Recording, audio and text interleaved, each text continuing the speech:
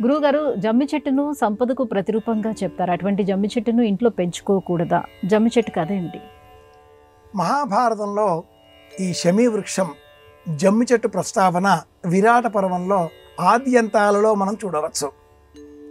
ప్రారంభంలో పర్యాయ నామాలు ధరించిన జయత్సేనుడు, జయద్వలుడు, అలా జయనామంతో 5 పేర్లు పెట్టుకుంటారు. లౌకికంగా కంకుభట్టు, వలలుడు, బృహన్నల, తంత్రీపాలుడు, దామగ్రంథి ఇలాంటి పేర్లు పెట్టుకొని ప్రశస్తమైన వారి ఆయుధాలు ఎవరి వద్ద ఉంచాలి, ఎక్కడ దాచిపెట్టాలి, విరాట్ రాజ్యానికి విచ్చేశారు. పొలిమేరలలో ఉన్నారు. ఒకానొక శ్మశానంలో అతి పెద్దనైనటువంటి జమ్మి చెట్టు కొమ్మకు ఈ ఆయుధాలను ఒక మూటలో కట్టి ఆ కొమ్మకు వేలాడదీసి ధర్మరాజు నలుగురు వినేటట్లుగా ఉచ్చైస్వరంతో ఇది మా అమ్మగారి పార్థివ దేహం, దించి కింద పెట్టి చూచిన వారికి తల పగిలిపోతుంది అన్నట్లుగా తీవ్రమైన పురుషజాలంతో ఒక మాట అంటాడు. ధర్మరాజు చెప్పిన 1వ అబద్ధం ఇది. ఈ సందర్భంలో మనం జమ్మి చెట్టును చూడవచ్చు.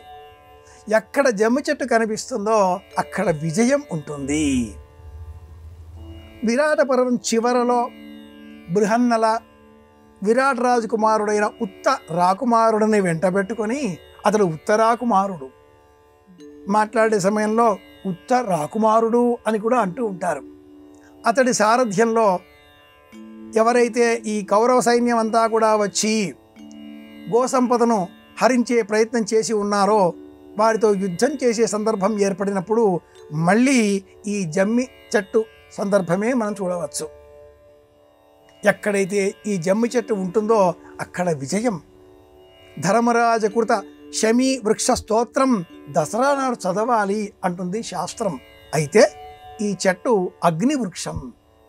బ్రహ్మదేవుడు అగ్నిని సృష్టించిన తర్వాత ఆ సృష్టించిన ఆ అగ్ని బ్రహ్మదేవుడి చేతిని కాల్చేసే ప్రయత్నం చేయడంతో బ్రహ్మదేవుడు జమ్మి చెట్టు పుట్టించి ఈ అగ్నిహోత్రుడిని నియంత్రించాడు. అగ్నిలో ఉండే ఆ తేజస్సు జమ్మి చెట్టును చేరడంతో ఆ అగ్నిహోత్రుడు శాంతించాడు. ఈ జమ్మి చెట్టు తీవ్రమైన అగ్నితత్వాన్ని సంతరించుకుంది.